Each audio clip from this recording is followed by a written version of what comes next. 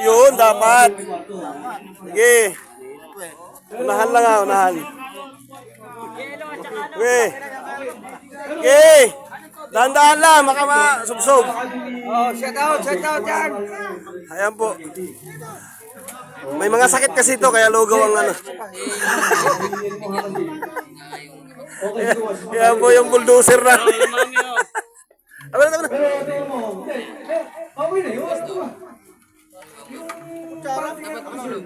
Kumuha ka ng kutsara dun na.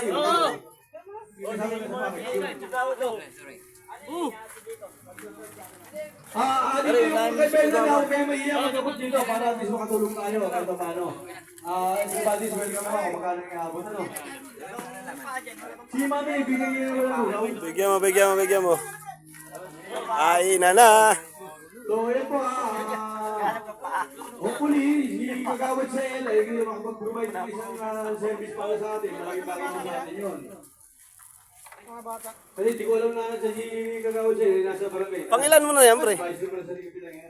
Pangilan mo na ba yan? So, 5-5 ngayon, siguro tingnan natin yan kung pwede idagdag sa kagaya na sinabi ko kanina, sa panggasolina. Di ba? Tingnan natin kung kaya kailangan, ganito po, no? Make sure na confirm yung sasama na Sa ilalim ang laman. para baka mailagdag natin yung portion nito, maging 400 yung ating panggasolina. Yun naman po ang pangako ko sa inyo, kasi sige, pwede po, 500. Libre, takpan mo, pre. Ano? Takpan mo, pre. Para Ito na, bakit natin ka sila uno? Siguro. Baka isang ban, baka isang bitin, ano? Nakita nyo naman, nasa... Nakainan na sila lahat.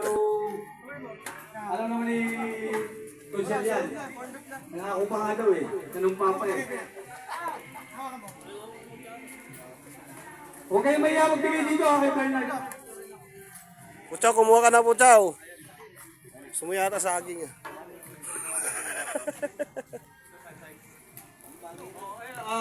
Apan nakakalkulate Wala, pre. yung capacity. Wala, pre. Kaya bigyan ng 400 ay 55 na tricycle. So, yun ha. Ngayon, mas maganda. Kagaya nga. Basta, kung kayo ay kukuha ng 4 wheels, ilan ang laman ng driver, yun ang ibibigay na subsidy.